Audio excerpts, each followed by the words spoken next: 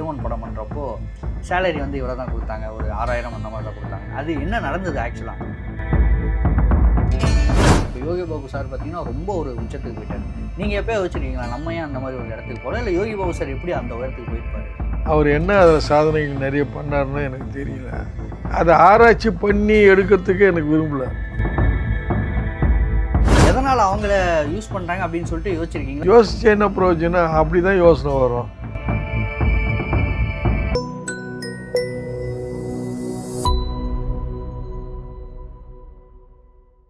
இப்போ தொடர்ந்து பார்த்தீங்கன்னா சந்தானம் சார் கூட அதிக படங்கள் பண்ணிட்டு இருக்கீங்க. இப்போது ரீசெண்டாக ஒரு வீடியோலாம் அதிகமாக ட்ரெண்ட் ஆச்சு. என்னென்னா சந்தானம் சார் கூட நான் A1 படம் பண்ணுறப்போ சேலரி வந்து இவ்வளோ தான் கொடுத்தாங்க, ஒரு 6000 அந்த மாதிரி தான் கொடுத்தாங்க. அது என்ன நடந்தது ஆக்சுவலாங்க? ஆக்சுவலி அந்த படம் எடுத்தவர் நம்ம ப்ரொடியூசர் தான், வேண்டப்பட்டவங்க தான். யாரும் நமக்கு அந்யோன்யமான ஆள் இல்லை. அதில் இருக்கும் வந்து வயசு பையன்தான். என்ன அன்பாக பேசினா இது ஒரு ஜாலியாக இருப்போம் எல்லாருமே. அப்போ தோல் மேலே கை போட்டு இந்த மனுவர் அப்படின்னு ஒரு 6000 கொடுத்தாங்க. நாம 6 தான் கொடுக்குறேன். ஒரு படம் நடிகிற ஹீரோ குடும்பம் அந்த மாதிரி கொடுப்பேன். படம் தானே பண்ணுறேன், நல்லா பண்ணுறேன், இல்லை எல்லாமே ஹிட் ஆகுது, இல்லை 6 என்ன பார்த்தோம் அப்படின்னு. சரி சரி சரி இப்படி தான் ஏற கட்டி போகிறாரே தவிர அதை நான் அட்ஜஸ்ட் பண்ணின்னு போகிறேன்னு நினைக்கிறாரா என்னன்னு தெரியல. சரி, ஏதோ அவர் மனசுக்கு திருப்தியாக கொடுத்துட்டு போகிறாரு, நானும் திருப்தியாக வாங்கிக்கிறேன். 6 ரூபாயில் ஒரு படத்தில் வாங்குறது எப்படிங்க? இல்லை, நிச்சயமாக அந்த அமௌண்ட் பத்தாது. அவர் உங்கள் நெருங்கிய நண்பர் தானே, நீங்கள் உரிமையாகவே கேட்டிருக்கலாமே. சொல்ல. ஆனால் இன்றைக்கி வந்து நான் வீடை கட்டி சந்தோஷமாக இருக்கிறேன். எதனால்? ஆசைப்படாதனால தான். நீ கொடுக்குறத நான் திருப்தியாக வாங்கிக்கினேன். அது 6 ரூபா இருந்தானாங்க 15000 இருந்தான்னா நீ கொடுக்குறத நான் சந்தோஷமாக வாங்கிக்கிறேன். வாங்கி அதை என்ன பண்ண பில்டிங்லாம் கட்டினேன். கட்டி எல்லாம் சந்தோஷமாக முடித்தேன். எனக்கு மட்டும்தான் அந்த குடும்ப பிராப்தம் வந்திருக்கு. நான் வேலையை முடித்தேன், பேங்க்கில் வேலை பார்த்தேன். அப்போ எனக்கு பேங்க்கில் வந்து சம்பளம் அதிகம் இருந்தது, 30 ரூபா இருந்தது. வாங்கினேன், எல்லாம் இது பண்ணேன், நல்லா சந்தோஷமாக போயின்னு இருந்தது. அதுக்கப்புறம் லொல்லு சவா டீமில் 6 ரூபா கொடுத்தாங்க ஒரு நாளைக்கு. அது சந்தோஷமாக போச்சு. ரொம்ப செலவு பண்ணலை எதுவும். இந்த பணத்தை அப்படியே வச்சுக்கிட்டேன். சம்பளம் வாங்குறத குடும்பம் நடத்திக்கினேன். இப்படி தான் என்னுடைய வாழ்க்கை போச்சு. அப்புறம் வீடு கட்டினேன், வீடு எழும்பிச்சு. இன்னொன்று சார், சோஷியல் மீடியாவில் இப்போ நீங்கள் இந்த விஷயம் சொல்லிட்டதால் இனிமேல் வந்து மனோகர் சாரும் சந்தானம் சார் படத்தில் எதுவும் நடிக்க மாட்டார், 2 பேரும் வந்து பிரிஞ்சிட்டாங்க அந்த மாதிரிலாம் சொல்லிகிட்டு இருக்காங்க. ஐயோ, அந்த மாதிரி நாங்கள் பிரிய மாட்டோம், பிரியவும் முடியாது.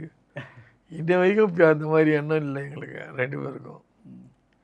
நல்லா சந்தோஷமாக இருக்கிறோம், சந்தோஷமாக பேசுகிறோம், நல்லா சந்தோஷமாக ஆகுன்னுக்கிறோம்.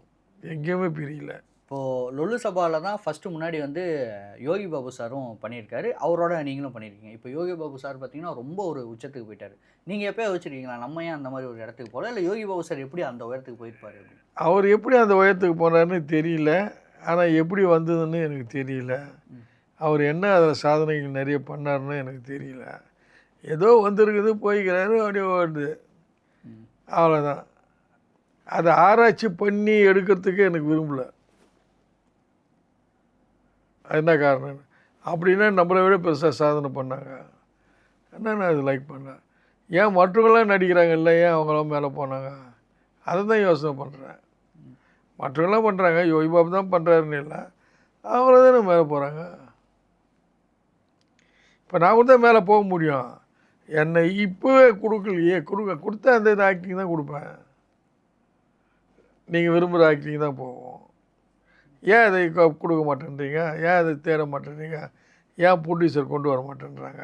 இப்போது காமெடி பண்ணுறவங்களாம் ஃபோன்லேயே வந்து இன்ஸ்டாகிராமில் பண்ணிகிட்டு இருக்காங்க, ரீல்ஸில் பண்ணிகிட்டு இருக்காங்க, ஷார்ட்ஸாக யூடியூப்லலாம் பண்ணிகிட்டு இருக்காங்க இல்லையா? அப்போ எல்லாருமே அவங்கள தான் வந்து நடிக்க வைக்கிறாங்க. ஹீரோவோட ஃப்ரெண்ட் ஆகட்டும், ஹீரோவோட கூட இருக்கவங்களாகட்டும், எல்லாம் நடிக்க வைக்கிறாங்கன்னா அவங்க பணம், அவங்க காசு, அவங்க கற்பனை, அவங்களுடைய செலவு எல்லாமே அவங்களுடைய இது. அதனால் அவங்க போட்டு தைரியமாக எடுக்கிறாங்க, போகுது. இவங்களால் இவ்வளோ தான் போவோன்ற மாதிரி போகுது, அதையும் ஏற்றுக்கிறாங்க அவங்க. ஆனால் நான் நினைக்கிற மாதிரி ஏகமானதாக போகலையே. அந்த காலத்தில் படங்க போன மாதிரி போகலையே. இன்றைக்கி எந்த படத்தை ஒரு டைலாக் பேசுகிறாங்கன்னா கடைசி வரலாம் ஓட்டுறாங்கல்ல. ஏன் இந்த மாதிரி தரம் தர்றவங்களாம் ஏன் சேர்க்கல? அவங்க நான் உங்களை தான் கேட்குறேன். எதனால் அவங்கள யூஸ் பண்ணுறாங்க அப்படின்னு சொல்லிட்டு யோசிச்சிருக்கீங்களா? யோசிச்சு என்ன பிரயோஜனம்? அப்படி தான் யோசனை வரும். அவங்க கொடுக்குறாங்கப்பா அவங்களுக்கு, நமக்கு வரும்போது பார்த்துக்குவோம் அப்படின்னாங்க. எப்போ வருது எப்போ பார்த்துக்கிறத, நாள் போய்க்கினே கிடக்குதே. ஜனங்களுடைய மோட்டிவெல்லாம் மாறிக்கினே இருக்குது இல்லை, யார்தான் ஒரே நிலையா இல்லையே. என்னுடைய ஸ்தானத்தில் வந்து பார்த்தாங்கன்னா என்னுடைய ஸ்தானத்துலேயே பார்த்துன்னுக்குறாங்க. அதை கொஞ்சம் விலைக்கு அடி பார்க்கட்டும். இவரை கொடுத்தாக்கா ஏன் போவாது படம் அப்படின்னு பார்க்க மாட்டேன்றாங்களா டேரக்டர்கள்? இந்த டேரக்டரோட படத்தில் வந்து எனக்கு நல்ல ரோல் கொடுப்பாங்க அப்படிங்கிற மாதிரி உங்களுக்கு ஓகே, இவருன்னா நான் கொஞ்சம் நல்லா கம்ஃபர்டபுளாக போய் பேச முடியும் என்னால். நல்ல சுந்தர் சிங்லாம் நல்ல ஃப்ரெண்டு, நல்ல ஃப்ரெண்ட்ஸாக பழகுவார், நல்லா இருப்பார். எனக்கு யாராவது வந்து தடை போட்டாங்கன்னா அவர் மூஞ்சியை பார்க்கும்போது தெரிஞ்சிடும் எனக்கு முட்டுக்கட்டை வச்சிட்டாங்கன்ட்டுன்னு. நான் கண்டுக்க மாட்டேன், சாதாரணமாக அவர்கிட்ட பேசிட்டுப்பேன். மனுஷனை ஒரு தெரியும்ல, அப்படி உக்காந்திக்காரு, இப்படியே பார்த்துன்னு பாரு, ஏன் இவர் இந்த மாதிரி பண்ணாங்க. அவங்களுக்கு அந்த நேரத்தில் வந்து வேணாம், அவன் இருந்தாக்கா மனோகர் இருந்தாக்கா என்ன மனோகர் தான் அதிகம் பார்ப்பாங்க, நம்மளை லைக் பண்ண மாட்டாங்க அப்படின்ட்டு நினைக்கிற நினைப்பு இருக்கும். அதெல்லாம் அவங்க கட் பண்ணுவாங்க. அந்த மாதிரி நிறையா தெரிஞ்சிருக்கு எனக்கு, தெரிஞ்சு கண்டுக்க மாட்டேன். அது இப்போ சாதாரண, எனக்கு இது இல்லைன்னா இன்னொன்று கிடைக்குது, இன்னொன்று காசு வாங்கிட்டு போகிறேன். பிரபு சாலமன் சார் அவருடைய ஃபஸ்ட்டு படம் லாடும், உங்களுக்குமே அதுதான் ஃபஸ்ட்டு படம். அந்த படத்துடைய அனுபவம்? பிரபு சாலமன் ஃப்ரெண்டு மாதிரி எனக்கு. அவர் டைலாக் கொடுப்பாரு, டைலாக் அந்த மனோகர் 100 சிவாஜி போடாது மனோகர் சார், 2 சிவாஜி போதும் அப்படின்னாரு. சரி சார். அது என்ன டைலாக்னா, போலீஸுன்னு சொல்கிறதுக்கு போலீஸு அதெல்லாம் கிடையாது, அப்படியே லைட்டாக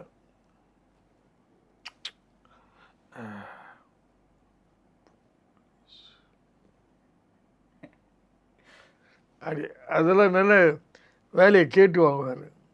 பப்ளிக் ரோட்டில் பண்ணியிருக்கும் போது சொல்கிறார், இது மனோகர நீ 18 சிவாஜி பண்ணுற, அது எனக்கு வேணாம், 2 சிவாஜி போடுவா. சரி சார் அப்படின்ட்டு உடனே டேக் பண்ணும். கரெக்டுன்னு ஏற்றுக்கினார். உதயநிதி ஸ்டாலின் சார் அவர் கூட படம் பண்ணியிருக்கீங்க, அவர் கூட நடித்த அனுபவம், அவர் எப்படி செட்டில் இருப்பார்? அவர் எல்லாரோடையும் நல்லா பழகுவார், நாங்களும் நல்லா பழகுவோம். நானும் சந்தானெலாம் கரெக்டாக இருப்போம், நல்லா ஜாலியாக இருப்பேன். நல்லா என்ன பெரிய பேச முடியும் பேசலாம். ஜிவி பிரகாஷ் சார் அவர் ஜாலியாக, அவர் சின்ன பையன் இல்லை. ஆமாம். ஜிவி எத்தனை டேக் எடுக்கிறது வம்பாகுது அவங்ககிட்ட அப்படின்னு நினச்சிடுவேன். எடுத்து திருப்பி திருப்பி திருப்பி திருப்பி டைலாக்கை நான் பாட்டு பேசிக்கின்னு இருப்பேன் பாரு, அவ்வளோ பெரிய லென்த்து டைலாக்கு. சார் இப்போ வந்து நிறைய சினிமாவில் பார்த்தீங்கன்னா மோசடி அப்படிங்கிற விஷயம் நிறையா நடக்கும். எனக்கு கொஞ்சம் பணம் கூட நான் ஒன்று வந்து பெரிய படத்தில் நடிக்க வைக்கிறேன் அப்படிங்கிற மாதிரி சில விஷயங்கள் நடக்கும். உங்களுக்கு அந்த மாதிரி நடந்திருக்கா? நிறைய பேர் கேட்பாங்க, பணம் கொடுன்னு யாரும் கேட்டது கிடையாது என்கிட்ட. வந்து நான் தான் ஆர்டிஸ்டாச்சே, இவனை வச்சு நம்ம சம்பாதிக்கிறதுக்கு பார்ப்போமா, இவங்ககிட்ட போய் பணத்தை கேட்டு ஓட விட பார்ப்போமா அப்படின்னு. இவன்கிட்ட பணம் கேட்டால் ஃபஸ்ட்டு செகண்டை ஓடுவான்ட்டுன்னு. ஆனால் யாரும் வந்து பணம் கேட்க மாட்டாங்க, நடிக்க வைப்பாங்க. நடிக்க வச்சு காசு கொடுக்க மாட்டாங்க. ஏதாவது சங்கத்தில் கம்ப்ளைண்ட் பண்ணலாம், நடிகர் சங்கம் கம்ப்ளைண்ட் பண்ணலாம். கம்ப்ளைண்ட் பண்ணதோடு இருக்குதுல்ல.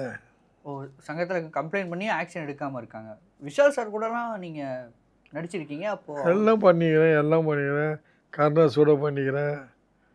கர்ணாஸ் ஆக்ஷன்லாம் எடுத்தார், எல்லாம் பண்ணார். அப்படியே கிணத்துல போட்டாங்க. விஷால் சார் கூட நடித்த அனுபவம், அவர் எந்த மாதிரியான ஃப்ரெண்ட்ஷிப் உங்களுக்கு? நல்ல டைப்பு. மனோகரே நீ வந்து பாலாஜி ஃப்ரெண்டுன்றதால கம்முன்னு, நீ சும்மா கரெக்டாக பண்ணுகிறடா அப்படிலாம் சொல்கிறார். சரி அப்படின்னு, நல்ல ஃப்ரெண்டு. ஸோ எல்லாருமே அவங்க கூட கொஞ்சம் செல்லமாக வாடா போடன்ற மாதிரிலாம் பேசுவார். விஜய் சார் சிஎம் ஆகியிருக்காரு, ஸோ அதை பற்றி உங்கள் பார்வை? சார் நான் வருத்தப்படாத நாள் இல்லை. ஏன்னா நான் வந்து ஒரு கட்சியில் இருந்துக்கிறேன், டிஎம்கேல இருந்துக்கிறேன். சின்ன வயசுலேருந்து பிறந்ததுலேருந்து அதுலேயே நான் ஒர்க் பண்ணியிருக்கேன். யாருக்கிட்டேயும் ஒரு 5 பைசா வாங்காமல் தான் ஒர்க் பண்ணேன் கட்சிக்காக. இப்படியெல்லாம் வாழ்ந்துட்டு இன்றைக்கி விஜய் சார் கட்சி ஆரம்பிச்சுக்கிறாரு, நல்ல மாதிரியே நடக்குது, நிச்சயமாக நம்ம போனோமாக்கு ஒரு நல்ல வாய்ப்பு இருக்கு எனக்கு அப்படின்னு தெரிஞ்சுது. ஆனால் மிஸ் பண்ணேன். இல்லைன்னா இன்றைக்கி நான் ராயபுரத்தில் ஒரு எம்எல்ஏ. ஆமாம், நான் நின்று நான் ஜெயிச்சிருப்பேன். ஆக காடு மாடு கோயின்னு தெரியாது இல்லை கொட்டுறேனுங்க. எல்லாம் விஜய் விஜய் விஜய் விஜய் விஜய் விஜய்ன்னு நான் செலவு பண்ண வேண்டியதே இருந்திருக்காது. நான் பாட்டு தேர்தலில் இப்போ அறிக்கை கொடுத்துட்டு உட்காந்துட்டு இருந்தேனாக்கா நான் ஜெயிச்சுட்டுப்பேன். ஏன் நீங்கள் எந்த ஸ்டெப்பும் எடுக்கல? நான் அதை என்ன போய் எடுக்கணும், என்ன பண்ணுறது அதெல்லாம் போய் அப்படின்னு அப்படி வீட்டில் உட்காந்துட்டேன். அது காரணம் என்ன, பெரும்பாலும் என்னால் நடக்க முடியல. இப்போது நடக்க முடியாத ஒரு காரணம், எலெக்ஷன்லாம் நடக்கணும், இது நிறைய ஆளுங்கள்லாம் கேன்வாசிங்லாம் பண்ணணும், நிறைய வேலைலாம் இருக்குது. கண்டிப்பாக அதெல்லாம் பைக்காட் பண்ணேன்னாக்கா அனுபவிச்சேனாக்கா நல்லா வந்திருப்பேன். நான் விட்டுட்டேன். விஜய் சார் ஜெயிச்சிருவான்னு எதிர்பார்த்தீங்களா? அதை மட்டும் நான் எதிர்பார்க்கல. அவர் ஜெயிச்சிருவார், வந்துடுவார், காட்சி அமைப்பார், ஏதோ ஆவார், நான் கொஞ்சம் கூட எதிர்பார்க்க இல்லை. ஏதோ வந்தார், புழுக்கில் நின்னார், அடிச்சார், இத்தனை மெஜாரிட்டி வந்தது, நின்றுட்டு ஜெயிச்சார். அவருக்கும் வாய்ப்புகள் தந்துட்டாங்க. அவர்கிட்ட உங்களுக்கு சில கோரிக்கைகள் இருந்தால் இந்த வீடியோ மூலமாக நீங்கள் அவர்கிட்ட பேசலாம். உங்களோட கோரிக்கைகளை இந்த வீடியோ மூலிமா அவருக்கு நீங்கள் வைக்கலாம். என்ன சொல்லுவேன், நான் ஒரு நடிகன்றதே உங்களுக்கு நல்லாவே தெரியும். நல்ல நடிகன் தான், நல்ல பாராட்டுகள் பெற்றோம்.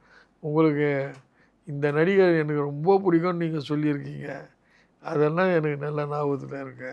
என்ன நடிகர்கள் என்ன இப்போ திருப்பி நீங்கள் கண்டீங்கன்னாக்கா அவங்க கையில் இடம் கொடுத்துருக்காங்க, அந்த இடத்தெல்லாம் நீங்கள் உங்கள் செலவில் கவர்மெண்ட் செலவில் நிறைய செலவு பண்ணி அவங்களுக்கு ரூம்லாம் கட்டி கொடுங்க, கிளப்லாம் வச்சு கொடுங்க, ஆஃபீஸ்லாம் இது பண்ணி கொடுங்க, நிறைய ரெஸ்ட் ரூமு நிறையா அவங்களுக்கு தனியாகவே இருக்கணுன்றது நிறைய தேவைப்படும். இப்போ பார்த்தா அந்த அளவுக்கு மெஜாரிட்டியாக இல்லை யாருமே. மொத்தத்தில் பார்த்தீங்கன்னாக்கா நான் ஒரு 100 பேர் 150 பேர் இருப்போமா உறுப்பினர், அவ்வளோதான் இருப்போம். நாங்கள் பாதி பேர் உறுப்பினர் சீட்டை விட்டு போயிட்டாங்க.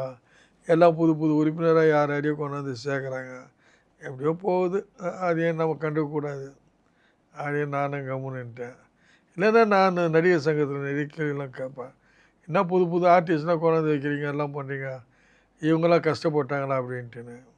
நான் கேட்கும்போது வாழ்க்கை போயின்னு இருக்குது, நம்மளும் முடிச்சுட்டு போவோம். ரொம்ப நன்றி சார், உங்கள் டைமை கொடுத்து ஒரு இன்டர்வியூ பண்ணதுக்கு. So thank you sir. டூரிங் சினிமாவுக்கு சப்ஸ்கிரைப் பண்ணுங்க, லைக் பண்ணுங்க, அப்புறம் என்ன சொல்லுவாங்க, ஷேர் பண்ணுங்க.